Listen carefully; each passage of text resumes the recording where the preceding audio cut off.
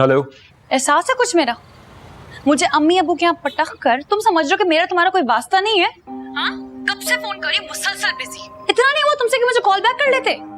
WhatsApp पे भी तुम ऑनलाइन थे, लेकिन मेरे मैसेजेस पढ़ते हुए तुम्हें मौत आ रही थी। तुम अपने दिमाग का इलाज करवाओ। रात के 2 बजे पागल औरतों की तरह चिल्ला रही हो मुझ पे। तुम क्या हाई बीपी की पेशेंट हो? ओ भाई, अपने प्रोजेक्ट के सिलसिले में किसी से बात कर रहा था। मैं चाहता हूँ कि मेरा फेसबुक और यूट्यूब वाला काम टीवी पर आए, और ये सब कुछ करना इतना आसान नहीं होता, लेकिन तुम कहाँ समझोगे, क्योंकि तुम एक लिमिटेड सोच की लड़की हो। प्लीज सोने दो मुझे, 2 दिनों से नहीं सोया।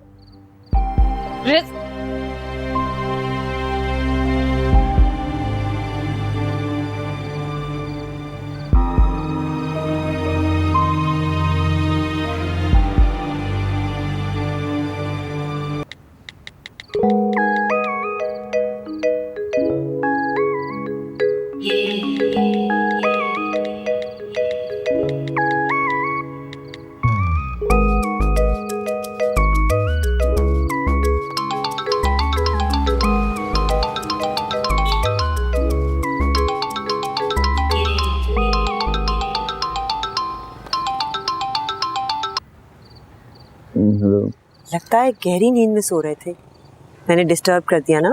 नहीं। तुम भी क्या सोच रहे होगे? आज इतने घंटों मैंने तुम्हारा दिमाग चाटा है और अब अच्छा सॉरी मैं रख रही हूँ फोन। अरे कैसी बातें कर रही हैं आप? तो सारी रात जागता हूँ, तभी आज कैसे अचानक आंख लग गई। चले अच्छा हो गया, पावर नैप मिल गई मुझे। अब आराम से बातें करेंगे।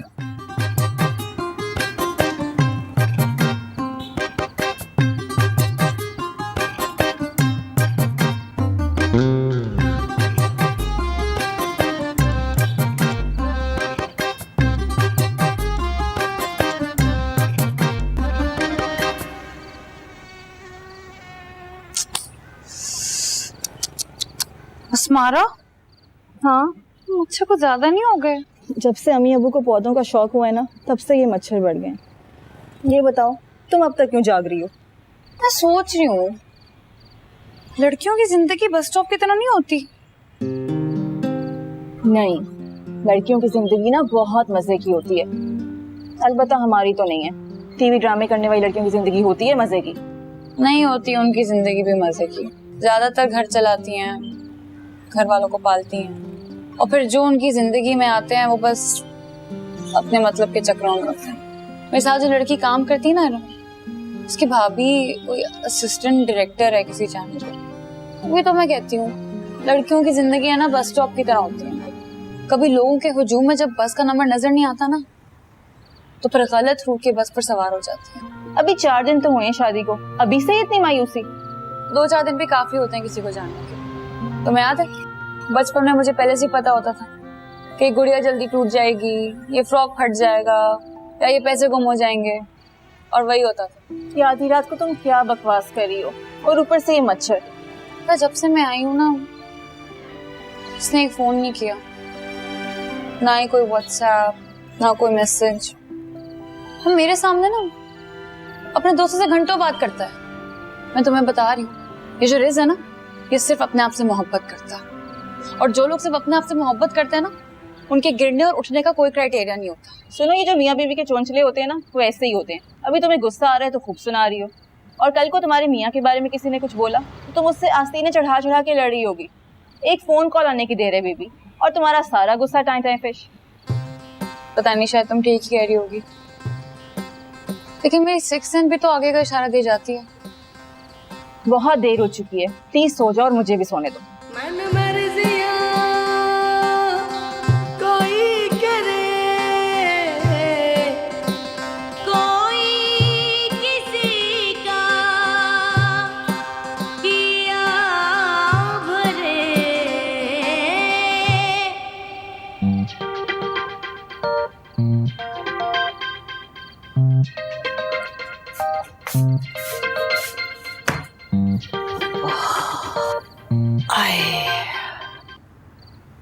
किससे बात कर रही थी? उसी पागल से जो हमें यहाँ उठा के लाया है। गया काम से, है ना? तुम किससे बात कर रही थी? उसी पागल से जिसके घर में बैठे हैं।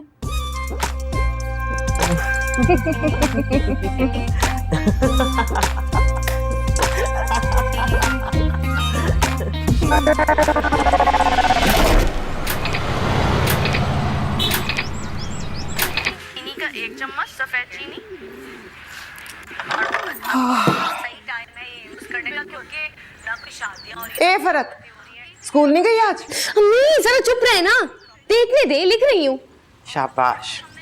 ये मत भूलियो कि लड़के वालों ने तेरा रिश्ता तमीज और तहजीब की वजह से किया है, और इस तमीज और तहजीब की पब्लिसिटी तेरी माँ ने कराई है।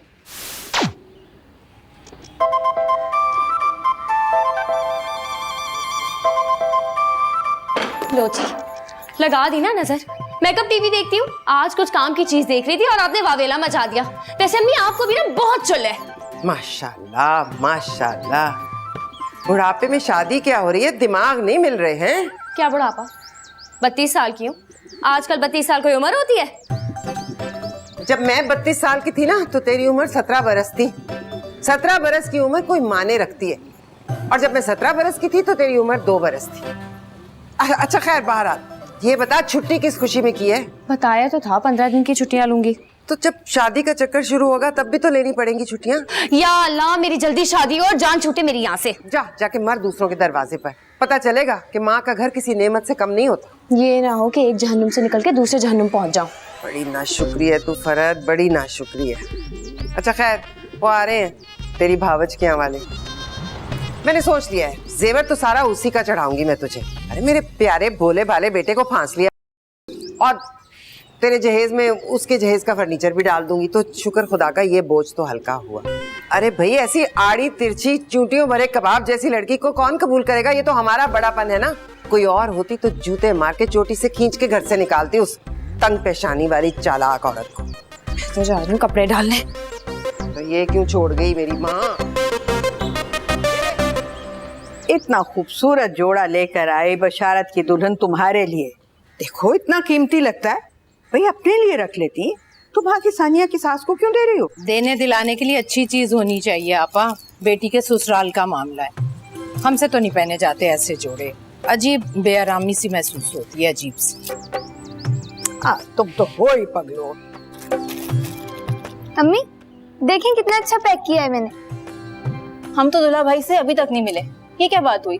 पिछली बार भी नहीं लेके गए और इस बार भी ले जाने का कोई इरादा नहीं हो रहा। आपा आप चली जाइएगा लड़कियों के साथ।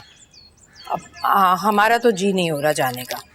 भाई जाना तो पड़ेगा तुम्हें, वो लोग बुरा मान सकते हैं। पता नहीं भाई अचानक तुम्हें क्या हो गया, एकदम लिए दिए सी हो गई हो तुम उनके साथ। हमारी कुछ तबीयत ठीक नहीं है आपा। हाँ, अगर वो बुरा मान जाएंगे इस बात का, तब तो हमें जाना ही होगा। अम्मी कितने का मिला?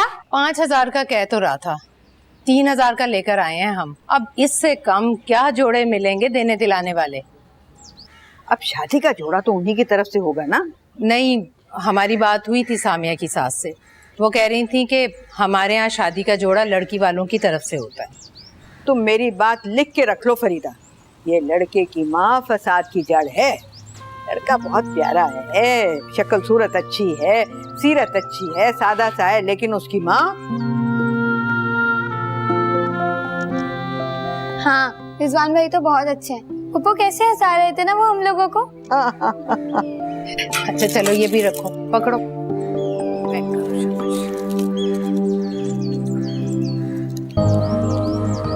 दूसरों को हंसाते हो और मुझे रुलाते हो।